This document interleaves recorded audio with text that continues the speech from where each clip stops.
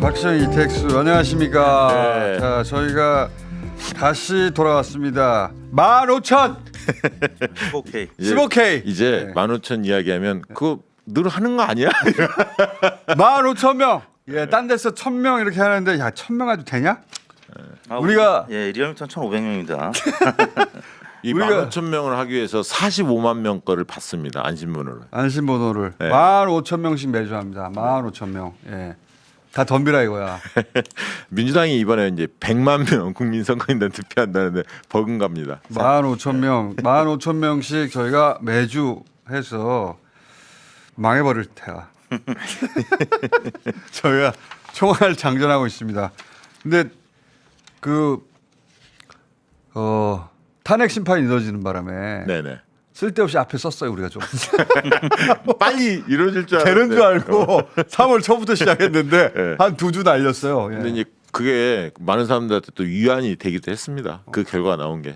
자, 예. 그래서 매주 15,000명씩 하고 그리고 매주 이건 이제 ARS예요. 예, 전화 면접 조사는 또 한 전화 면접 3,000 명씩. 조사는 매주 6,000명씩 하려고 6,000명씩? 합니다. 6,000명. 예. 전화 면접 6,000명 하는 데 없거든요. 아, 그 돈이 얼마? 합치면 21K군요. 네, 21K 6,000명 하면 그 자체로만 1억 들어갑니다.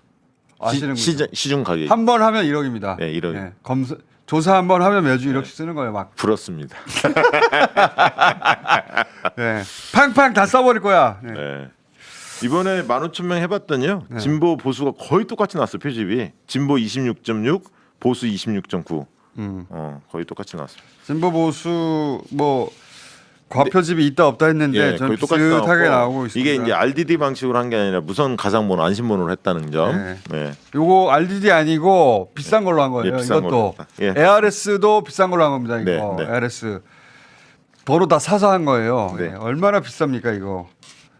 얼마나 비싸냐? 많이 비쌉니다. 많이 비싸. 예. 자, 그래서 15,000명 확 때려봤거든요. 이거 이제 지역별로 자세히 보셔야 하는데 정당 지지도 해봤더니 민주당 49.9, 국민의힘 35.3, 약 한 14% 포인트 차로 민주당이 앞서고 있는데요. 지역별 이렇게 데이터를 보니까 굉장히 안정돼 있습니다. 자, 네. 이게 이제 다른 예를 들어서 뭐 갤럽도 조사하고 네. MBS도 조사하고 하잖아요. 네네. 1,000명 합니다. 1,000명. 그렇죠, 천명하죠. 1,000명.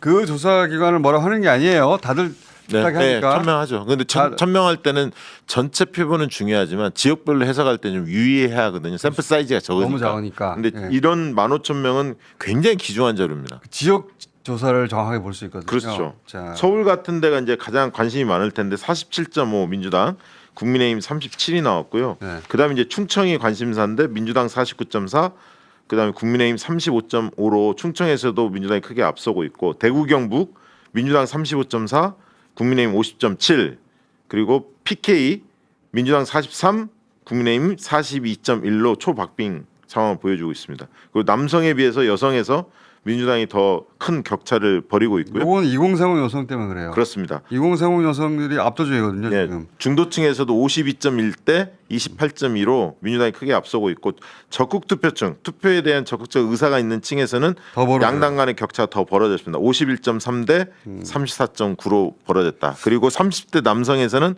박빙 승부를 벌이고 있다. 민주당 40.8, 국민의힘 38.9, 20대 여성, 30대 여성은 민주당이 압도하고 있고요. 20대 남성만 민주당 29.4, 국민의힘 그러니까 44.6. 70대 이상하고 20대 남성하고 이제 동조 현상, 비슷합니다. 예, 동조 현상이 계속 있었거든요. 그렇습니다. 가장 승부층이 60대에서는 민주당 44.7, 국민의힘 44.5로 초박빙 상태입니다. 초박빙 상태고. 윤석열 전 대통령 그 탈옥 예.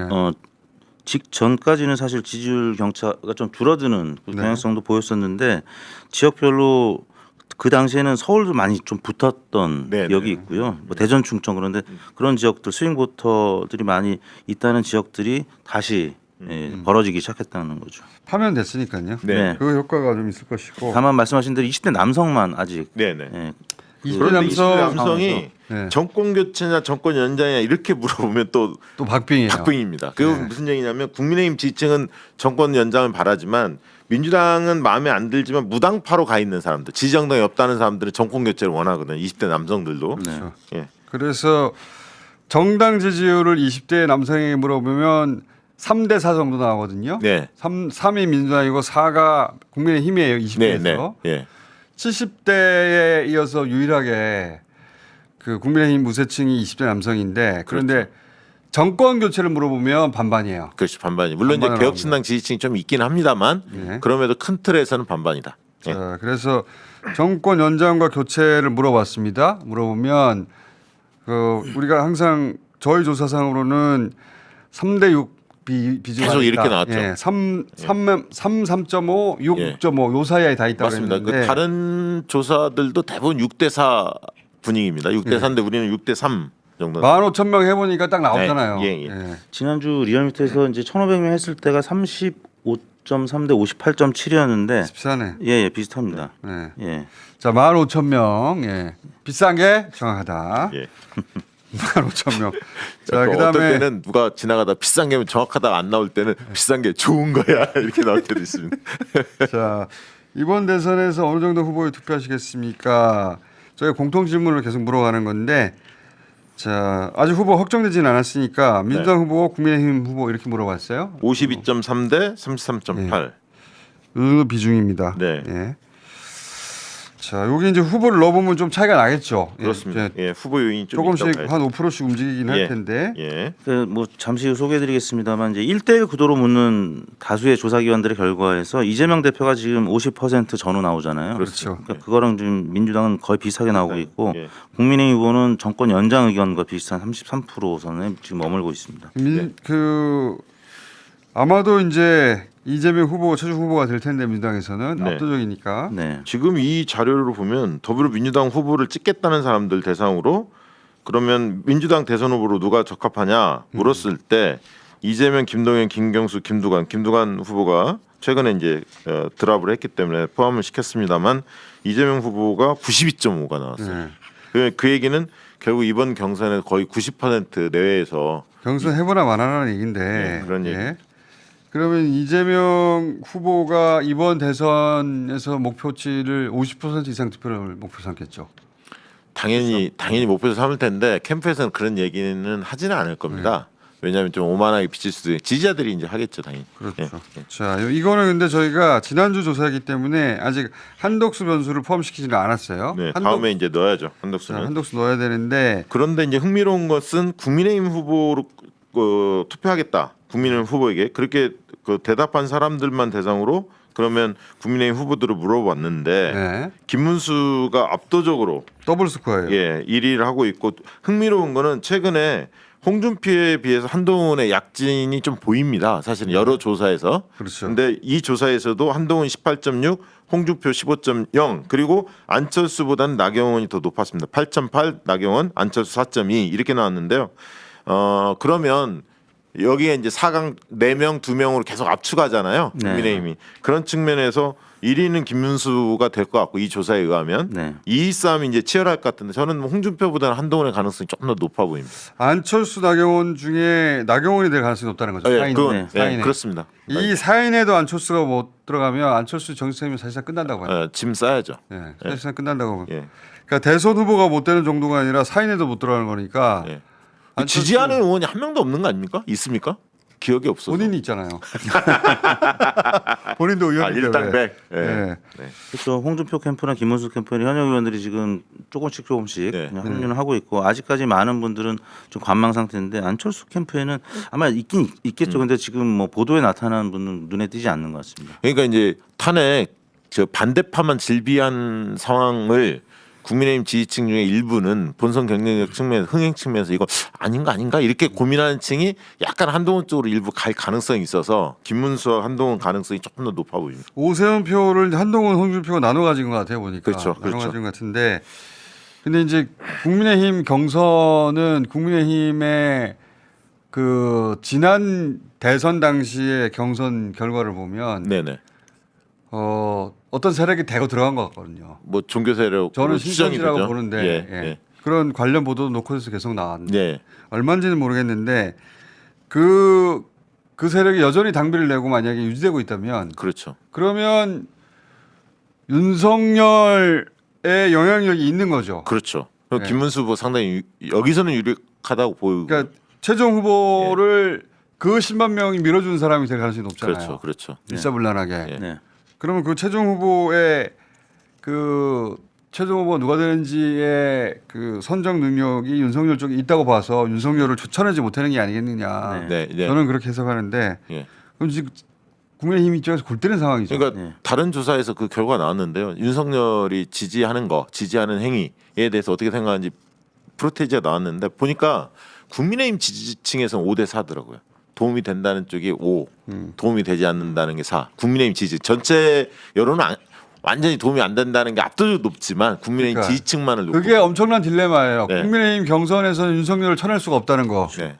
윤석열 끌어안고 가야 된다는 거. 우리- 윤석열 끌어안고 간 후보가 나와야 된다는 거 아니에요. 예.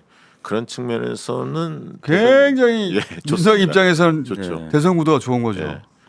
그리고 어제 뭐 그 윤석열 신당 뭐 얘기가 이제 나왔다가 들어갔습니다만 계속 그 얘기는 나오겠죠. 나올 거고요. 그런 상황에서는 윤석열 대통령과의 이 거리두기를 하기가 참 애매합니다. 못하지. 네, 그러면은 이 탄핵의 굴레에서 계속 벗어나지 못하는 국민의힘 후보들이 될 가능성이 있습니다. 그 정치 세력이 결국은 뭐 한덕수 지지하려고 만드는 거 그 아니에요? 당에다가 한덕수 태우려고 하는 것처럼 그렇죠. 보여요 지금. 보이죠. 예. 예. 근데 지금 국민의힘 경선 중인데 지금 당을 만들어야 되겠냐 이런 얘기가 나왔겠죠. 네. 국민의힘 쪽에서. 근데 이제 한덕수 총리는 어제 좀 아픈 날이었죠. 왜냐하면 MBS 조사를 했는데 네. 한덕수 출마에 대해서 바람직하냐, 바람직하지 않냐 그 조사를 했거든요. 그 MBS가 이제 용산에서 과거에 가장 신뢰한다고 하는 조사였는데 예. 6대 2로 바람직하지 않지.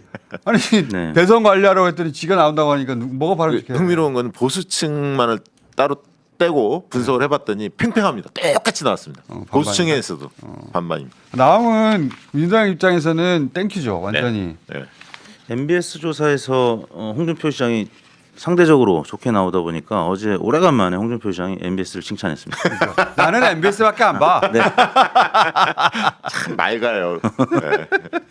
그거 나쁘게 나오면 또 그게 바로 이제 얼마나 가실지 모르겠는데, 근데 지금 최근 여론조사 기관들이 지금 여론조사 꽃은 국민의힘 지지층만 이제 본 거잖아요. 근데 무당층을 중심으로 보는 따로 뽑아가지고. 예, 근데 무당층 볼 수는 있습니다. 근데 국민의힘 지지층을 배제하고 보는 거는 조금 이상하거든요. 왜냐하면 국민의힘 지지층과 무당층을 합해서 이제 경선에 반영을 시키는데 국민의힘 지지층하고 무당층은 비율상으로 엄청난 차이가 있거든요. 국민의힘 지지층 훨씬 많습니다. 근데 무당층만 뽑아가지고 마치 퍼센트를 합친 이상한 분석도 있었고요. 어제 이제 어떻게 그 데일리안 여론조사 공정이 8,000명 대상으로 조사를 했는데 네. 무당파가 638명이 잡혔어요. 8,000명 중에 638명. 그러니까 10분의 1도 안 되죠. 근데 마치 이재명과 한덕수, 이준석 3자 가상 대결에서 팽팽한 것으로 이렇게 조사가 된 거예요. 이 수치를 한번 봐보세요. 이런 네. 오, 야, 이거 굉장히 팽팽하구나. 그러니까 사람들은 무당파만 이게 무슨 소리야? 전체 수치인지 착각할 텐데. 일부러 그런 거 일부러. 근데 이제 전체 수치 값이 오늘 방금 전에 공개가 됐어요. 그 전에 공개도 안 했어요. 네. 기사에서 네. 나왔는데 이재명 50.5, 한덕수 33.8, 이준석 7.0 차이가 이재명 한덕수 간의 차이가 17% 포인트 차이입니다. 근데 그렇게 하면은 네. 아 한덕수 나와도 안 되는구나. 음. 그런 조사잖아요. 네. 당연히 그걸 봐야 되는데 그 중에 무당층만 싹 뽑아가지고 무당층에서는 해볼만 하지 않냐. 아니 그래도 진짜 양심 이렇게 말하면 안 되지. 아니 양심 있으면 여론조사로 장난치는 거지. 그렇죠. 전체적인 수치를 공개하고 그렇지. 무당파만을 떼놓고 이렇게 분석했더니 이렇게 나왔다. 그렇죠. 그건 할 수 있는데 해도 너무한 거 아닙니까? 그 수치를 지금 다시 한번 찍어봐 주세요. 몇 대 몇이라고? 50.5, 33.8, 7.0이 나왔어요. 숫자만 찍어보세요. 빨리 바꾸세요. 화면에다가 그냥 그래프 필요 없고 숫자만 네. 찍어보세요 한번. 50.5, 33.8, 7.0. 우리 작가분께서 준비하신 자료에 있습니다. 있어요, 예, 이게? 예, 있습니다. 그거 보여주시면 되고 아무튼 결과는 꽃 결과랑 차이가 없다라는 거예요, 별 차이가. 네. 근데 이제 무당층만 보여주는 어느 조사기관은 한동훈, 어느 조사기관은 홍준표 약간 뭐 이런 식으로 조명을 하는 데가 오늘 뭐 많은 시간이 것 같습니다. 없으니까 장난. 예, 없으니까 전형적인 여론조사 가지고 장난치는 예, 거예요. 여기서는 뉴스공장 자세히 분석을 못하니까 박시영 TV에서 1시에 하려고 합니다. 이거. 여론조사 가스라이팅 예, 분석하려고. 왜냐하면은 저 그림만 달랑 보면은